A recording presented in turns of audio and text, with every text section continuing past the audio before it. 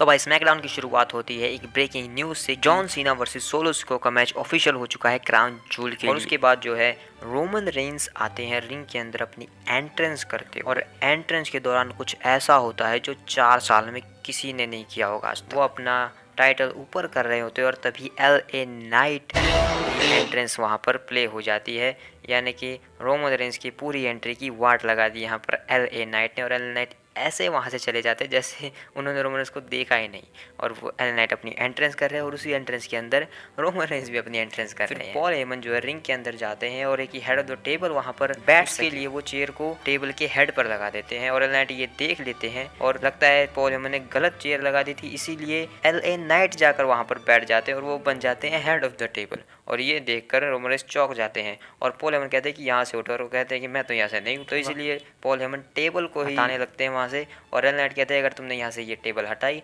तो मैं तुम्हारा टकला हटा दूंगा यहाँ से। और रोमन रेंस फिर कहते हैं पॉल को कि रुको रुको छोड़ो रहने दो, मैं यहीं बैठ जाता हूँ।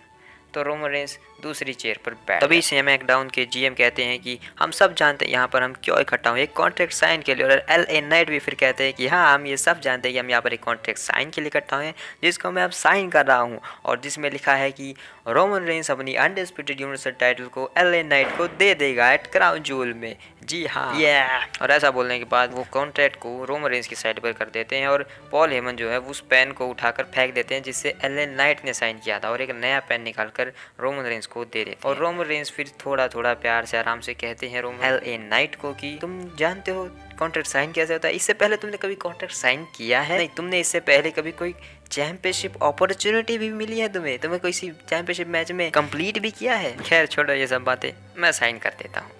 तो रोमन रेंस साइन करने जाते हैं, लेकिन उनका जो पेन पॉल हेमन ने दिया था उन्हें, वो काम ही नहीं करता है, वो चलता ही नहीं है। तो पॉल हेमन को कहते हैं रोमन से चल क्यों नहीं रहा है, तो पॉल हेमन उस पेन को फेंक देते हैं और एक दूसरा पेन निकाल कर देते हैं, और फिर उसे अच्छे से चेक करके कि वो चल रहा है या नहीं, फिर रोमन रेंस को देते हैं, और फिर रोमन रेंस जो है वो साइन कर देते हैं कॉन्ट्रैक्ट। और ये सब देखकर पूरा यूनिवर्स चलाने लगता है LA नाइट। और उसके बाद निक ऑल्डिस कहते हैं कि शायद मेरा काम हो गया अब यहाँ से, तो अब मैं यहाँ से जाता हूँ।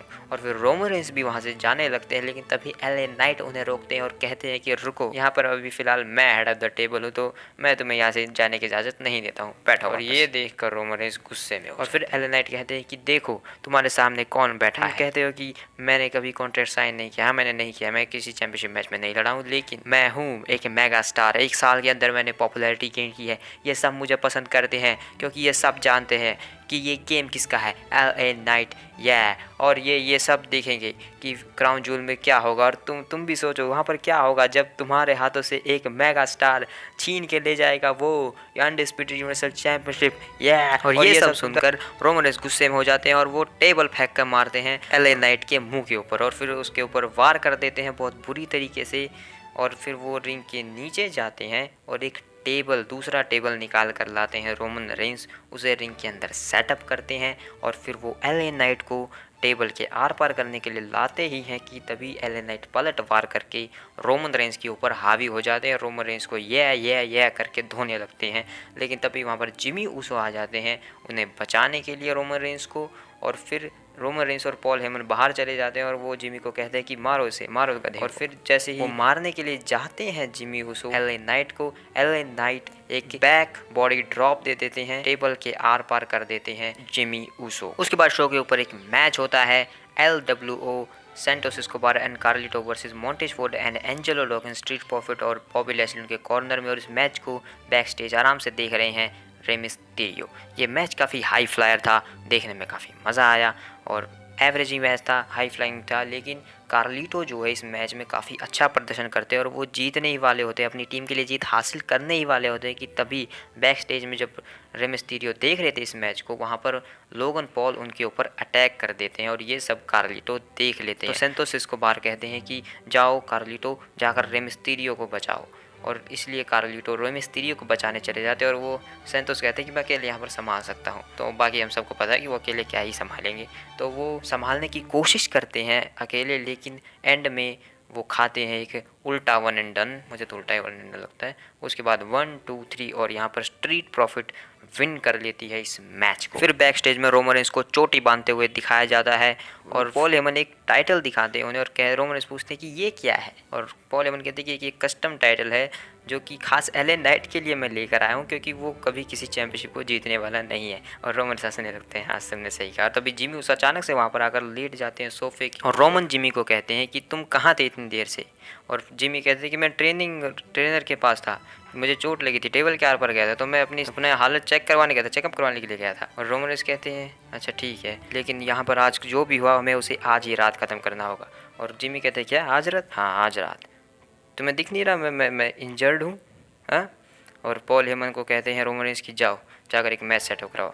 और पॉल हेमन कहते हैं कि आपका मतलब LA Knight versus Jimmy Uso?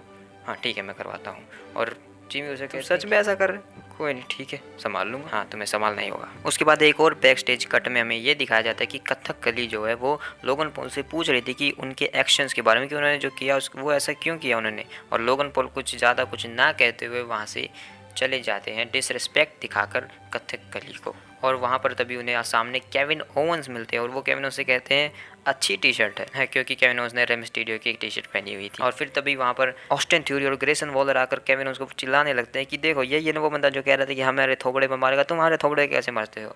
और केविन ओवंस कहते हैं मैं तुम्हारे थोबड़े में मार सकता हूँ, मार के दिखाऊँ। और तभी वहाँ पर ऑफिशियल्स आ जाते हैं और कहते हैं कि यहाँ पे झगड़ा वगड़ा मत करो, चलो जाओ। और फिर केविन ओवंस से ऑफिशियल कहते हैं कि ये देखो मैं तुम्हें क्या लगता है मैं तुम्हें मार नहीं सकता? मैंने मार सकता हूँ। और फिर ऑस्टिन थ्योरी और ग्रेसन वॉलर आपस में बात कर रहे थे कि कैसे मारेगा हमें, वो एक को मारता है दो को नहीं। और तभी इतने में केविन ओवंस आकर उन्हें बजा ही देते हैं, वो एक के साथ दोनों को मुक्का मार देते हैं, एक मुक्का दो निशाने। और उसके बाद केविन ओवंस ये कहते हुए वहाँ से चले जाते हैं कि देखा मैंने कहा था मैं तुम्हें मार सकता हूँ। देन एक बैक स्टेज प्रोमो दिखाया जाता है जो कि ड्रैगन ली दे रहे थे, और ड्रैगन ली को इंटरप्ट करते हैं सेड्रिक अलेक्जेंडर, और वो कहते हैं कि मुझे अपनी खोई हुई इज्जत वापस लानी है और मुझे चाहिए तुम्हारे साथ एक मैच। और ड्रैगन ली कहते हैं ठीक है हो जाए। फिर एक और बैक स्टेज प्रोमो दिखाया जाता है कि जो कि स्मैकडाउन से पहले का है, जहां पर चेल्सी ग्रीन और शॉर्टसी के बीच थोड़ी बहस हो जाती है, और जीएम कहता है कि निक ओल्डिस तुम दोनों आज रात एक मैच कंप्लीट करोगे।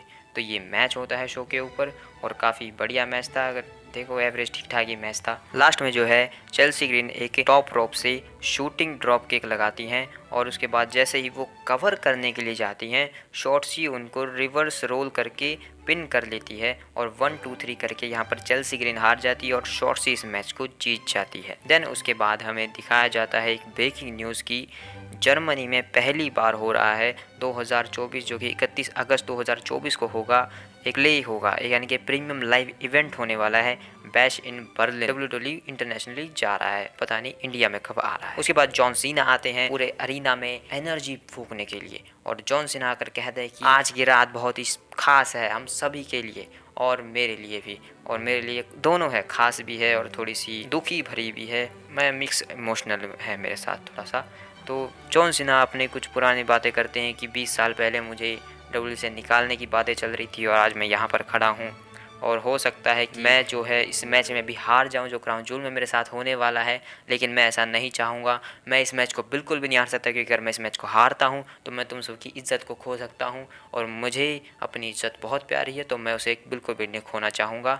और तभी वहाँ पर पॉल हेमन उन्हें इंटरप्ट करते हैं और आकर कहने लगते हैं कि जॉन सीना तुम वो हो जिसे मैंने चूज़ किया था अपने ब्रांड के लिए 20 साल पहले, और तुम ही वो हो जिसे मेरे घर में मेरे बच्चे जो हैं अपना चैम्पियन मानते हैं, ग्रेटेस्ट ऑफ ऑल टाइम मानते हैं, लेकिन अब तुम वो नहीं रहे। अब ग्रेटेस्ट ऑफ ऑल टाइम कोई और है, रोमन रेंस, और तुमने ब्लड लाइन से पंगा लिया है और इसीलिए समॉन स्पाइक लगेगा तुम्हें क्राउन जूल में और तुम ख़त्म हो जाओगे वहीं के वहीं। और ये कोई प्रेडिक्शन नहीं है, ये एक स्पॉइलर है। और इतना कहते ही पीछे से सोलो सिकोवा आकर अटैक कर देते हैं जॉन सीना के ऊपर, और वो एक यूरेन नागी लगाते हैं। देन उसके बाद वो सोलो सिकोवा एक स्मॉल स्पाइक लगा देते हैं जॉन सीना को, और फिर जो है वहाँ से चले जाते हैं। फिर एले नाइट को स्क्रीन के ऊपर दिखाया जाता है और वो कहते हैं कि देखो द ब्लड लाइन ऐसे ही करती है, पीछे से वार करती रहती है, और तुम्हें क्या लगता है आज रात जिमी ऊसो कुछ कर सकता है? नहीं, आज वो स्ट्रेचर के ऊपर जाने वाला है और द ब्लड लाइन को सबको पता चल जाएगा ये गेम किसका है। ए नाइट। देन उसके बाद जो है मैच होता है शो के ऊपर ड्रैगन ली वर्सेस सेंड्रिक अलेक्जेंडर। और भाई काफ़ी हाई फ्लाइंग एक्शन हमें इसमें देखने को मिलता है, काफ़ी मज़ा आता है देख के दोनों की केमिस्ट्री को, मतलब मज़ा आ जाता है भाई इस मैच को देखकर। और देन उसके बाद जो है लास्ट में एक फिनिशर लगाते हैं ड्रैगन ली, जिसे देखकर भाई मुझे सेथ रॉलिंस के गेम वाले फिनिशर की याद आ गई। उसके बाद कवर कर लेते हैं, पिन कर लेते हैं ड्रैगन ली और इस मैच को जीत जाते हैं। और फिर दोनों एक दूसरे को हैंड शेक करके रिस्पेक्ट दिखाते हुए वहाँ से चले जाते हैं।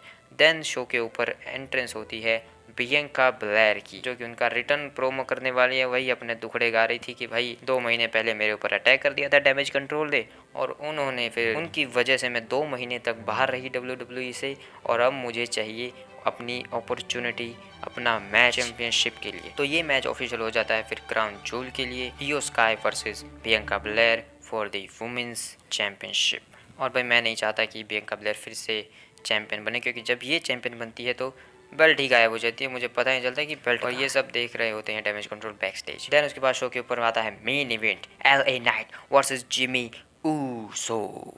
तो जिमी ऊसो और LA नाइट अपनी एंट्रेंस करते हैं, मैच स्टार्ट करते हैं। मैच काफ़ी स्लो पेस में स्टार्ट होता है, लेकिन धीरे धीरे मैच में अग्रेशन आना स्टार्ट हो जाता है, और अंत तक जाते जाते LA नाइट पहले अपना टॉप रोप वाला सिग्नेचर लगाते हैं। भाई ये सिग्नेचर वो रोमन रेंज के ऊपर कैसे लगाएंगे पहले मुझे ये बताओ, क्योंकि रोमन रेंज तो कभी टॉप पर चढ़ते ही नहीं। देन उसके बाद वो अपना फिनिशर लगा देते हैं DFT, और मैच में पिन करके मैच को ख़त्म कर देते हैं, और LA नाइट यहाँ पर इस मैच को जीत जाते हैं। लेकिन फिर वो अपना सेलिब्रेशन कर ही रहे होते हैं, और तभी लास्ट टाइम की तरह पीछे से रोमन रेंज स्पीयर देने की कोशिश करते हैं, लेकिन LA नाइट उसे काउंटर कर देते हैं, क्योंकि हर बार एक ही चीज़ नहीं होती। और काउंटर करने के बाद LA नाइट लगा देते हैं रोमन रेंज को भी एक DFT, यानी कि अपना फिनिशर, और बता देते हैं कि ये गेम किसका है, LA नाइट।